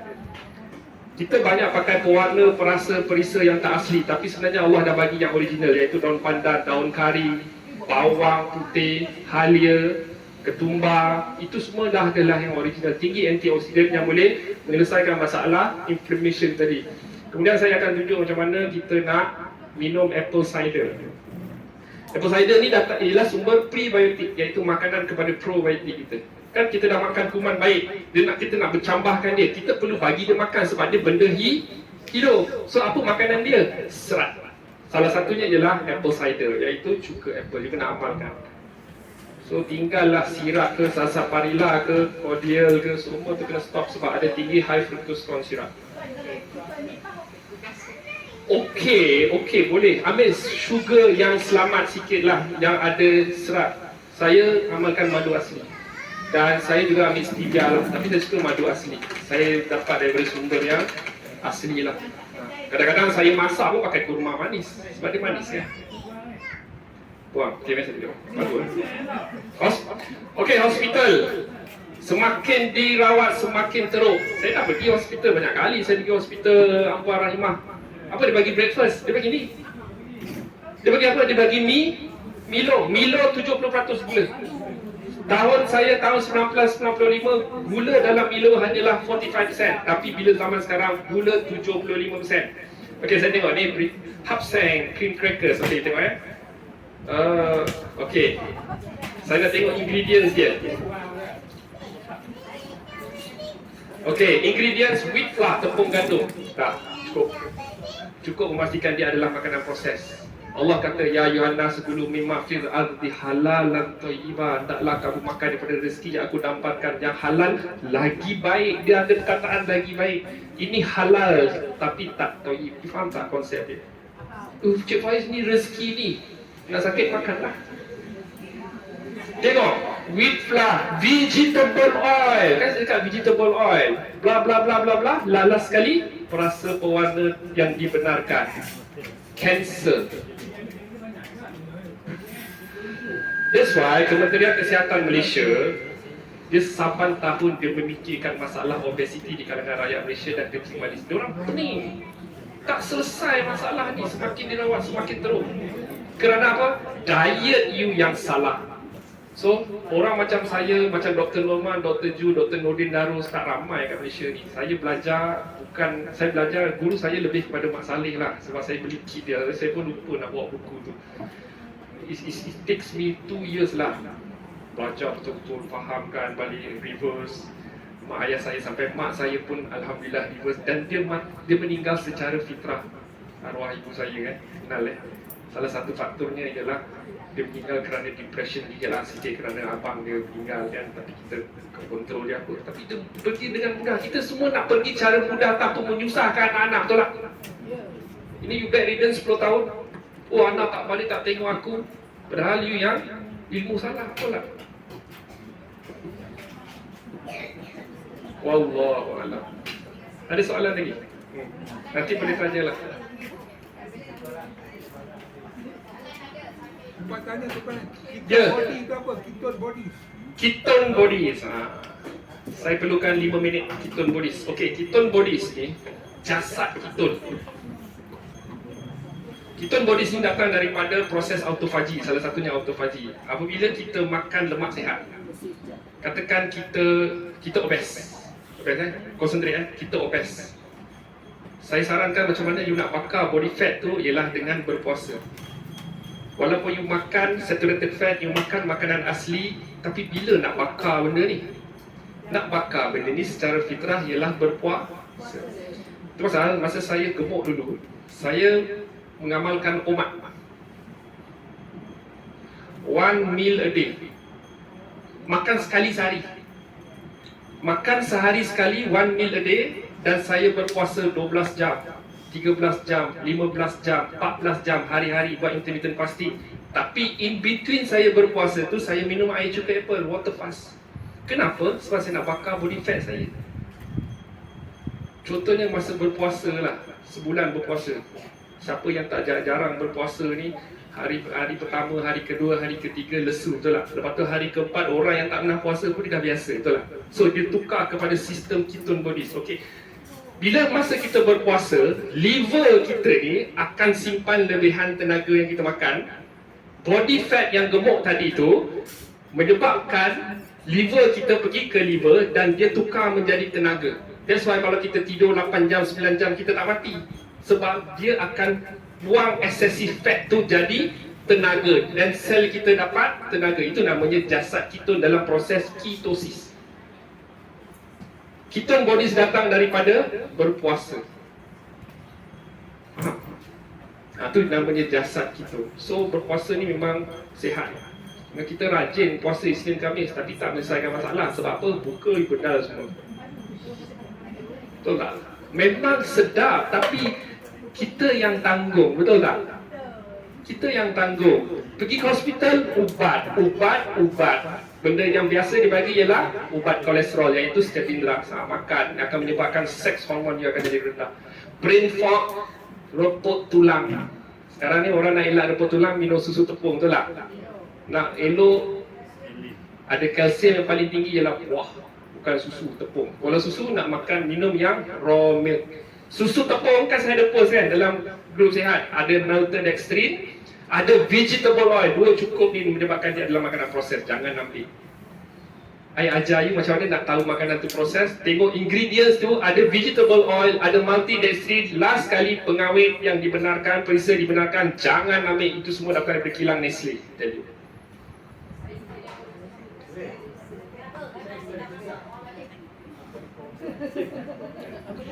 Diorang tanya, jawablah.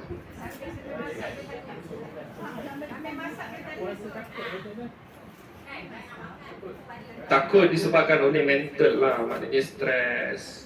Sebab doktor menakutkan kita, you ada masalah ni, you ada hidup lebih kurang dalam 2 tahun. Dia selalu benda bagi yang bukan motivasi, betul tak? Dia selalu bagi berita yang ni. Itu tinggal 20% tu semua. Selagi haji boleh berjalan, saya tengok boleh generate energy. Belum bedridden. Dengan syarat nak reverse, ada 3 syarat. Pertama, belum bedridden. Kedua, organ dalaman belum lagi rosak. Dan ketiga, berak, kencing, apa semua masih lagi secara fitrah. Paling penting ialah belum lagi bedridden. Sebab you dah bedridden, you dah tak boleh generate energy. Nak kurus, bukan exercise banyak. Nak kurus, betulkan pemakanan. Dan walking is the best form of exercise. Once you berjalan, you generate energy, my dear. You generate energy, banyak berjalan. Ni matahari pagi ni, vitamin D hormon yang disintesiskan oleh hati dia generate. Nak awet muda, kulit cantik ni dedahkan.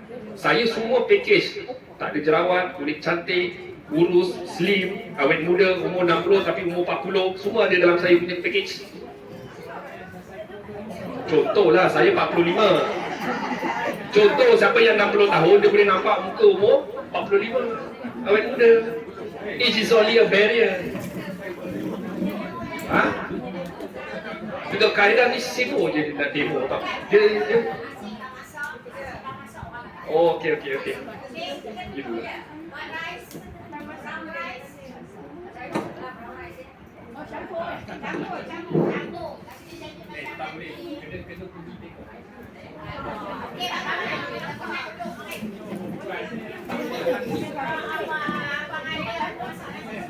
Okay, sekarang ni proses macam mana nak sediakan makanan yang anti-inflammatory pun. Okay, first kali apa? Smoothies dulu. Nasi dulu. Okay, cuba tengok nasi.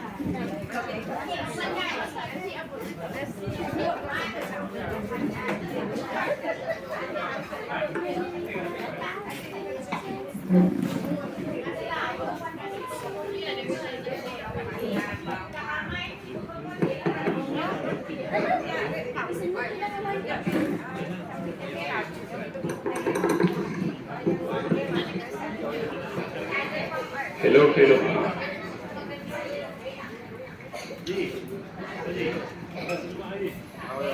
Itu on ke? Itu on.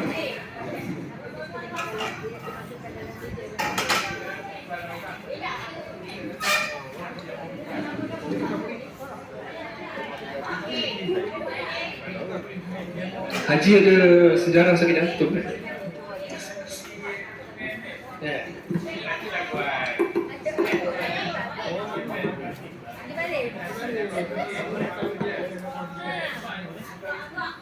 Oh, 15,000 baik sedekah saya bagus.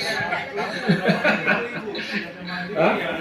15,000 ya Allah lah. Saya punya rawatan paling tinggi pun 2-3 ribu. Kanser tu. Sebab produk saya adalah konsep ilmu. Itu adalah cara kita ni lah. Ubat kolesterol je. Ubat lain you kena ikut nasihat doktor, slow-slow, ikut kepada badan punya immunity lah. Ya. Ni, Dua je. nutrition. Ya, sebab apa? Sebab Haji ada gaul disebabkan oleh masalah hati berlemak, fatty liver. Kan dia kata pergi 4 tadi, dia akan salah satunya gula tu dia akan pergi ke liver. So bila pada liver menyebabkan hati you berlemak. Bila hati berlemak, dia susah nak tukar balik kepada glukos. So orang yang hati berlemak ni menghasilkan satu bahan iaitu asid urik. So ataupun bahan yang ada purin itulah. So bila dia jadi asid urik, dia akan pergi ke sendi kita, gagal ditapis elok oleh ginjal kita dan menyebabkan gout. Selalunya yang kita salahkan adalah makanan-makanan yang tinggi purin seperti daging, ikan, laut, lepas tu sotong dan sebagainya kan. Sebenarnya puncanya ialah hati berlemak tu disebabkan oleh masalah fruktosa yang tinggi, iaitu gula tu. Gula pasir tu, tepung gandum, sebab dia dah jadi fatty liver. Tetapi bila dah jadi fatty liver, makanan-makanan yang tinggi purin pun perlu dihadkan. Saya tak kata tak boleh makan, tapi dihadkan. Tapi Haji wajib 3 benda ni kena stop. Wajib. Dan ganti dengan makanan yang natural. Salah satunya ia ajar tentang nasi resistant starch, banyak makan fiber, buah-buahan, sayur-sayuran. Tepung gandum ni sebenarnya yang bahaya, sebab tepung gandum ni dah jadi refined lah. So cuba. Dan dia akan efek kepada buah pinggang juga. Sebab buah pinggang tu gagal tapis asid urik yang berlebihan. Sebab puncanya datang daripada hati berlemak ni. Nak reverse benda ni, pertama 3 ni benda ni kena stop. Gula pasir, tepung gandum, trans fat dan makanan-makanan proses kena stop. So gantikan dengan lemak sehat. Lemak sehat salah satunya ialah masakan yang berasaskan santan. Itu bagus, masak lemak bagus. Lepas tu minum apple cider sebagai sumber prebiotik. Dan kita punya, saya punya homemade kefir tu lah, memang baik. Belum dialisis lagi? Belum? Baik, reverse cepat. Sebab Haji masih lagi boleh generate energy, masih lagi boleh berjalan. Baik, reverse. Kalau perlukan personal coaching, boleh panggil saya dan saya akan detailkan. Tapi hari ni semua dah ada lah. Cuma ada setengah kita nak tahu secara individual, sebab segan nak bertanya ke apa. So boleh panggil saya untuk personal coaching. InsyaAllah boleh. Boleh. Kami saya pilih.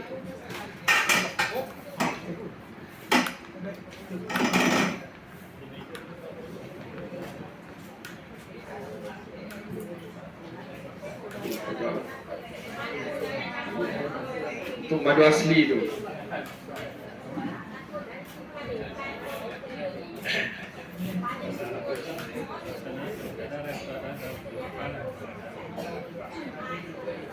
Onkologi.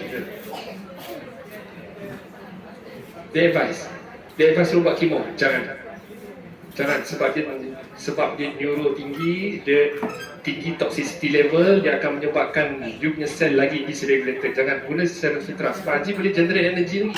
Sebab dia ada kanser kan, baik cepat. Dah bengkak. Dia ada suggest operate. Kalau suggest operate, boleh. Tak ada kaedah. Saya dengar ada minum kefir saya. Kefir saya tak ada minum.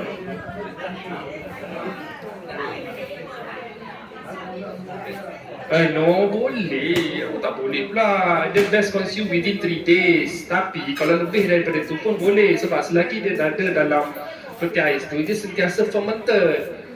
Dia sentiasa akan jadi lagi masam. Masam tu adalah banyak tinggi kuman baik. Sayang.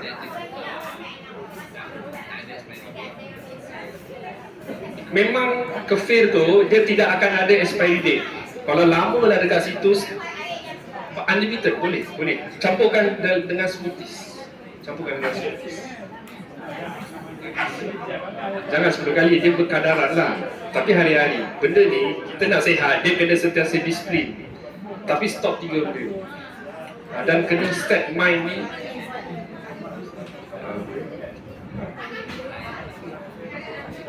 No, kemo, radiasi and immunoterapi semuanya adalah toksik. Dia akan bunuh punya normal cell. Kita perlukan tak ada, dia ada cara lain.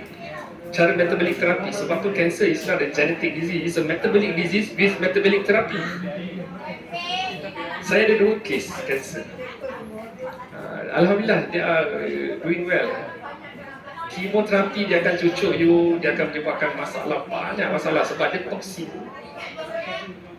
Saya ada kawan doktor, saya cerita pasal kanser, dia percaya dengan saya. Dia bukan percaya berdasarkan percaya saya sebab ilmu yang saya belajar ni kan. Dia boleh reverse. Dan saya ada experience brain tumor cancer patient saya reverse stuff. Dia lead to normal cell. Ya. Yeah. Hypothyroid.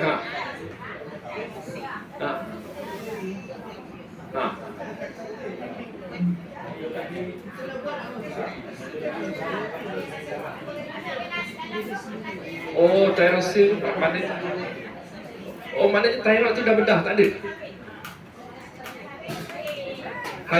Hypo rendah. So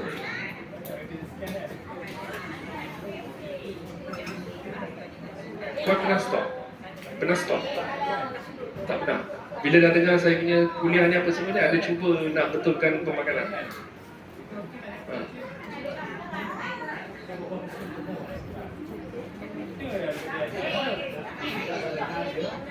Kolesterol you kena stop. Kolesterol kalau ambil makin susah lah dia nak buat kerja.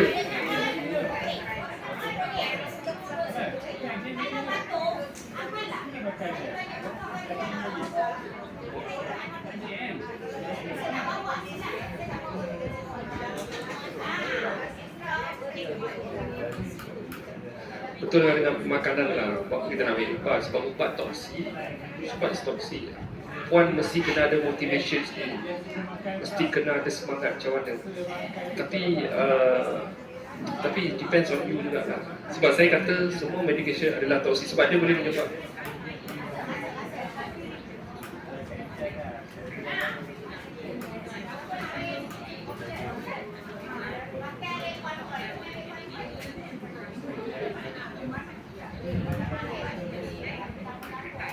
ambil tak kefir saya?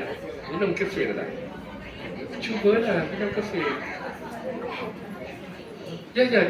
Because I brought 30 kefir. 35. Cuba. Kita tengok dulu, nanti kita bincang. Oh, dah tengok, okey.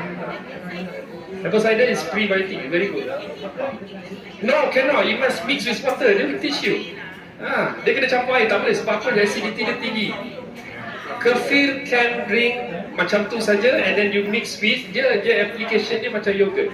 Boleh dengan buah. Tapi yogurt di pasaran tu ada pengawet.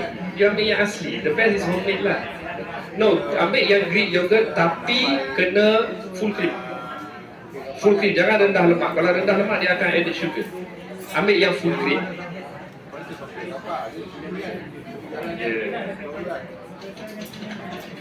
Bolehlah cuba. Puan tinggal kat mana? Apple cider kan saya dah ajar macam mana nak minum. Amalkan apple cider vinegar. Maknanya jenama mother.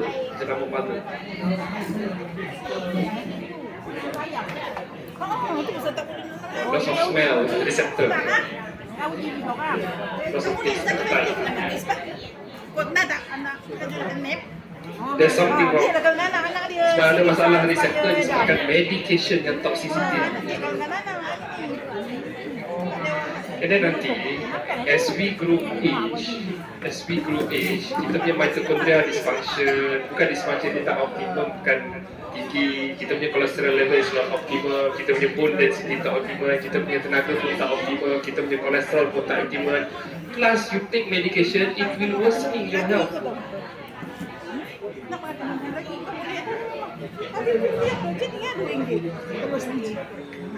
Yes, of course.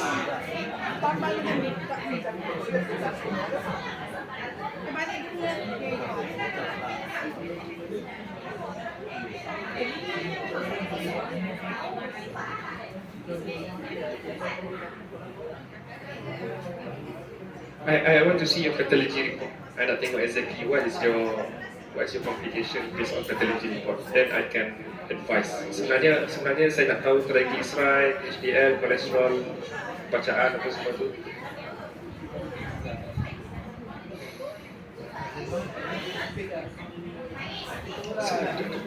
Nanti kata gastrik bagus apple cider. Kan saya kata apa? Kalau ada gastrik, maknanya dia ada acid reflux. Sebab acidity dalam perut tak normal, more than 3, that means 4.5 something. Sebab dia ada acid reflux. So apple cider, walaupun dia ada acidity, tapi dia normalizekan balik. Dengan syarat 3 benda ni kena stop. Itu syarat dia, kena stop, totally stop. Sebab puan saya tengok ada masalah kesihatan sedikit kan. Tengok badan pun saya dah tahu dah. Bukan puan ramai lah. So mesti kena stop 3 benda ni. Ni masak dengan minyak kelapa sawit, betul tak? Red palm oil, okey. Kelapa sawit biasa, minyak saji pakai sebab dia ada full vitamin E. Tapi minyak kelapa sawit merah saya mana?